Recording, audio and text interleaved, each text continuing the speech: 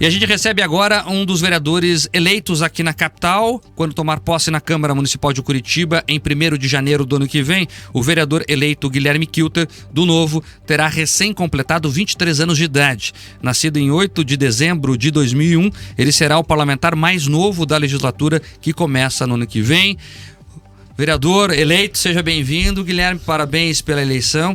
Eu já começo te perguntando o seguinte: eu muito tenho ouvido por aí análises políticas sobre a Câmara de Curitiba, dizendo que ela vai ser uma constelação de youtubers. Queria saber como é que você recebe essa análise, que tem tom pejorativo muitas vezes, e como é que você está planejando esses próximos passos à frente ali do mandato na Câmara de Curitiba. Boa tarde. Mark, boa tarde, obrigado pelo convite, toda a audiência da Jovem Pan também, prazer estar falando com vocês aqui nessa tarde. Bom, essa pergunta é muito boa, né? Eu acho que é bom ser chamado de youtuber, de moleque, de tiktoker, porque não podem me chamar de corrupto, de vagabundo, de inexperiente, então a gente tem competência para entrar lá, e antes ser um youtuber ou influencer do que qualquer coisa pior, né? Então não vejo isso como algo pejorativo necessariamente. Tem muito jornalista usando como algo, nossa, olha, é um tiktoker. Talvez não é da época dele, né? Para a geração nova isso não é tão pejorativo. Então a gente consegue trazer isso como de fato alguém que tem relevância nas redes, né? Se a gente tem público, eu e outros vereadores, a gente consegue uma audiência nas redes, é porque o pessoal quer ouvir. As redes sociais, o celular, que trouxe essa democratização do público, da audiência. Então a gente ter relevância e audiência lá também é muito significativo. E eu vejo isso como um ponto positivo, porque a gente consegue fazer campanha agora sem ter que pagar pedágio necessariamente para emissora, para a rádio, e consegue fazer isso de forma mais barata e mais democrática. Então grande parte da minha campanha foi digital, foi 100%, quase 100% focada nisso. A gente teve muito trabalho de rua também, minha pele sabe bem aqui como foi na rua, mas a gente trabalhou muito nas redes e pretendo aumentar sempre cada vez mais esse trabalho. Agora, qual é a diferença de ser um deputado que vem das redes, mas tem um vereador que vem das redes, mas tem responsabilidade com o debate público, sim, da bancada do like? Olha, eu acredito que depende muito da postura quando você entra. Eu vejo muita gente que de fato tá pelo like, tá pela lacração e tá pela visualização e vai usar o mandato para isso, mas tem gente que vai usar o mandato para fazer o bem para a cidade, e eu pretendo fazer isso. Já tenho falado com todos os vereadores que eu consigo para me apresentar, para me colocar à disposição, para a gente trabalhar junto pela cidade e não para ficar caçando like, caçando briga com quem não precisa. Agora é hora da gente apaziguar. Tudo bem, pode ter tido diferenças com um ou com outro no meio do caminho, mas campanha é campanha, Câmara é Câmara, que a gente possa saber deixar essas diferenças de lado e trabalhar pelo cidadão curitibano.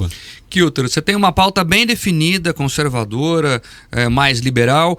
O que a cidade pode esperar da sua figura enquanto vereador?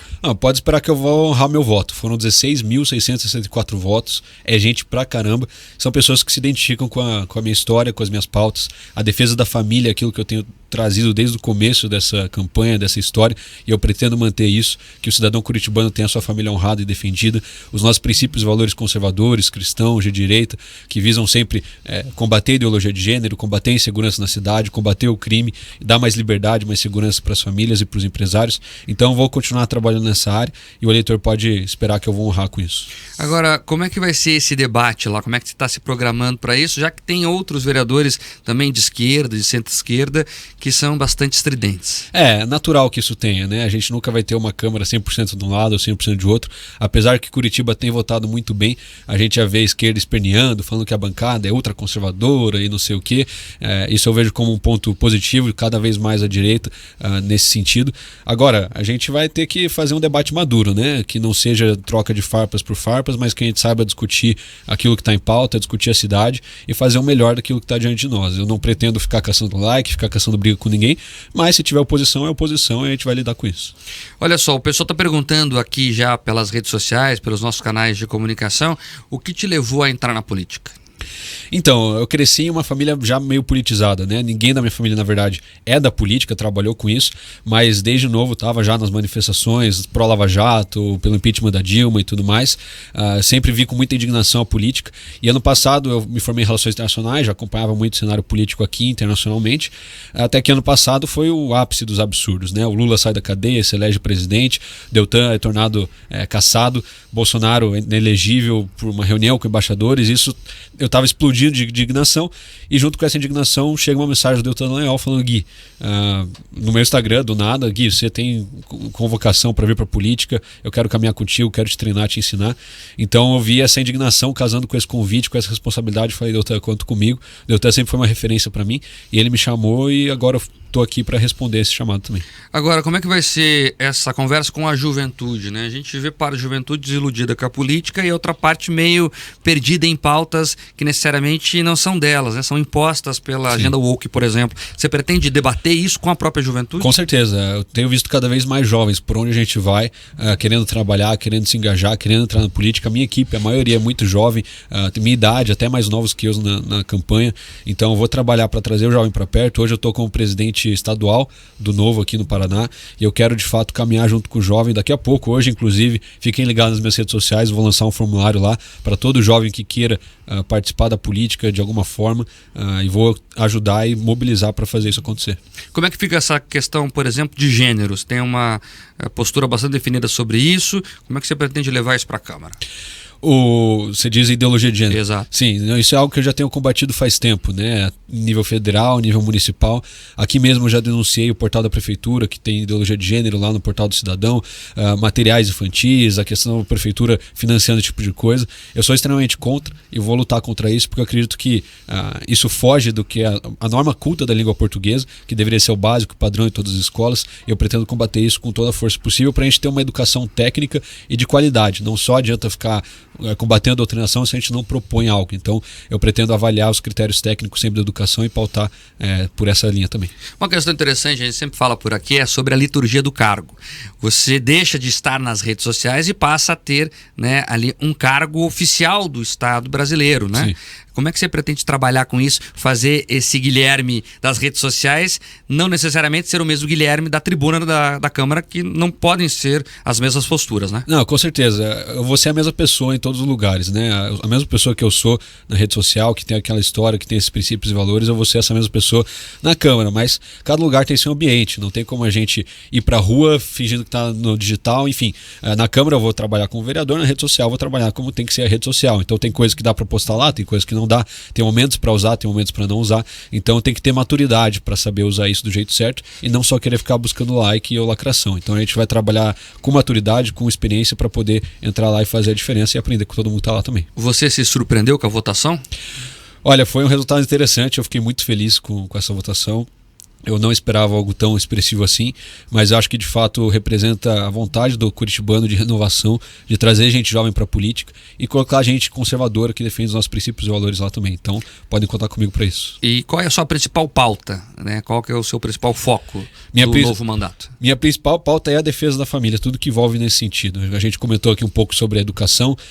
Eu tive algumas experiências ano passado na educação e esse ano também na Conferência Nacional de Educação, no evento na Casa Universitária dos estudantes universitários, eventos totalmente dominados por ideologias e que eu pretendo combater completamente ali na educação.